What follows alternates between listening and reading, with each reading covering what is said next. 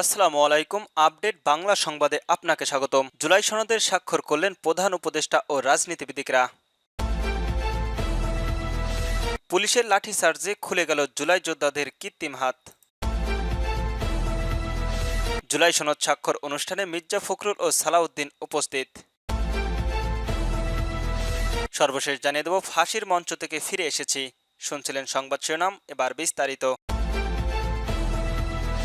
জুলাই সনদে স্বাক্ষর করলেন প্রধান উপদেষ্টা ও রাজনীতিবিদেরা। জুলাই জাতীয় সনদে স্বাক্ষর করেছেন অন্তর্বর্তীকালীন সরকারের প্রধান উপদেষ্টা অধ্যাপক মোহাম্মদ ইউনূস এবং বিভিন্ন রাজনৈতিক দলের নেতাকর্মীরা।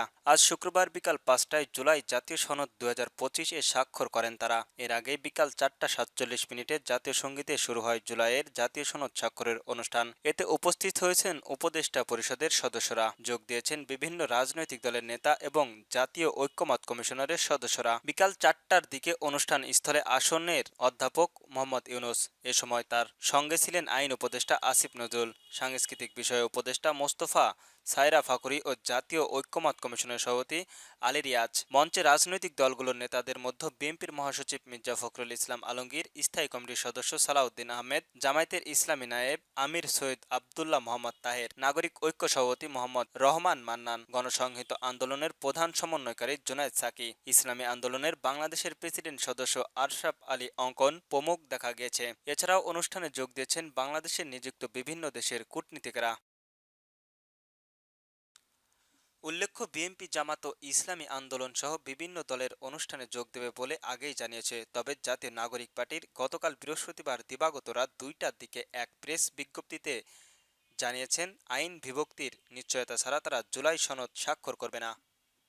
পুলিশের লাঠিচার্জে খুলে গেল জুলাই যোদ্ধাদের কৃত্রিম হাত। জুলাই সনদ স্বাক্ষরিত অনুষ্ঠানকে কেন্দ্র করে উত্তপ্ত হয়ে উঠেছে রাজধানীর সংসদ ভবন এলাকা। সেখানে গত জুলাই যোদ্ধাদের উপর লাঠিচার্জ করেছে পুলিশ। জুলাই যোদ্ধারাও ইটপাটকেল নিক্ষেপ করেছে।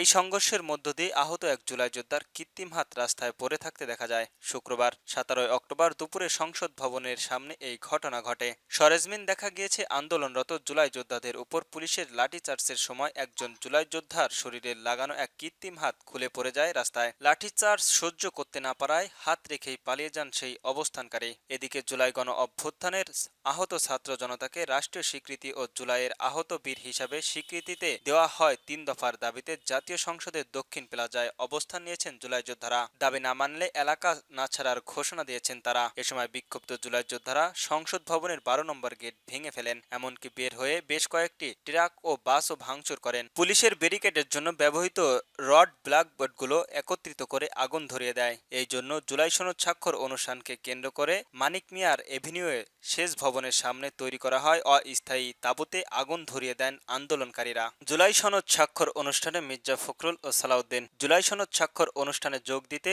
জাতীয় ঐক্যমত্য কমিশনের কার্যালয়ে পৌঁছেছেন বিএনপির মহাসচিব মির্জা ফখরুল ইসলাম আলমগীর ও স্থায়ী কমিটির সদস্য সালাউদ্দিন আহমেদ। শুক্রবার বিকালে জাতীয় সংসদ ভবনের এডিল হলের অবস্থিত কমিশনারের কার্যালয়ে পৌঁছান তারা। বিকালে জুলাই জাতীয় সনদ সই অনুষ্ঠান হবে। এই উপলক্ষে জাতীয় সংসদ ভবনের দক্ষিণ প্লাজায় আয়োজিত অনুষ্ঠানের উপস্থিত থাকেন প্রধান উপদেষ্টা ডক্টর মোহাম্মদ ইউনূস। এতে বিভিন্ন রাজনৈতিক দলের প্রতিনিধিরা অংশ নেবেন। তবে শেষ সময়েও নানা শর্ত ও নোট অব ডিসেন্ট নিয়ে অনুষ্ঠানের অংশ নেওয়ার ব্যাপারে দ্বিধা বিভক্তি রাজনৈতিক দলগুলোর। বাংলাদেশ টেলিভিশন সহ বিভিন্ন গণমাধ্যমের অনুষ্ঠানের সম্প্রচারিত করবে। সনদ সই অনুষ্ঠানের অংশ নিতে সবার প্রতি আহ্বান জানিয়েছেন প্রধান উপদেষ্টা। ফাঁসির মঞ্চ থেকে ফিরে এসেছি, বললেন বাংলাদেশ জামাত ইসলামী দলের নির্বাহী কমিটির সদস্য আজহারুল ইসলাম। বাংলাদেশ জামাত ইসলামের নির্বাহী কমিটির অন্যতম সদস্য ও রংপুর আসনের দলের প্রার্থী টি.এম. আজহারুল ইসলাম বলেছেন, আমি আপনাদের দোয়ায় ফাঁসির মঞ্চ থেকে ফিরে এসেছি।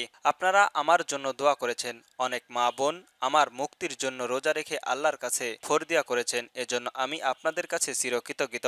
আপনারা আমার জন্য দোয়া করবেন, আমি যেন মৃত্যুর পূর্ব মুহূর্ত পর্যন্ত আপনাদের পাশে থাকতে পারি এবং আপনাদের সেবা করে যেতে পারি। বৃহস্পতিবার তার নির্বাচিত এলাকায় ভারতগঞ্জের বিষ্ণুপুর ইউনিটের দয়ালু গ্রামের বাংলাদেশের জামায়াতের ইসলামী বিষ্ণুপুর ইউনিয়ন ইউনিয়নের শাখার আয়োজিত এক পথসভায় প্রধান অতিথির বক্তব্যে একথা বলেন। টিএমএস আজহারুল বলেন, আওয়ামী লীগ শাসন আমলে মানুষ গড়ার কারিগর শিক্ষকরা নানা সুযোগ সুবিধা থেকে বঞ্চিত ছিলেন। বাংলাদেশ জামায়াতের ইসলামী আগামী নির্বাচনের মাধ্যমে সরকার গঠন করতে পারলে শিক্ষক সমাজের সব সুযোগ সুবিধায় নিশ্চিত করা হবে। আওয়ামী লীগ শাসন আমলে মানুষ গড়ার কারিগর শিক্ষকরা নানা সুযোগ সুবিধা থেকে বঞ্চিত ছিল। ইউনিয়নে আমির কাজী আব্দুল মজুমদারের সভাপতিত্বে উক্ত পথসভায় বক্তব্য রাখেন উপজেলার ভারপ্রাপ্ত শাহ মাহমুদ রুস্তম, সেক্রেটারি মাওলানা মিজহানুর ইসলাম এছাড়াও অন্যান্য প্রমুখ।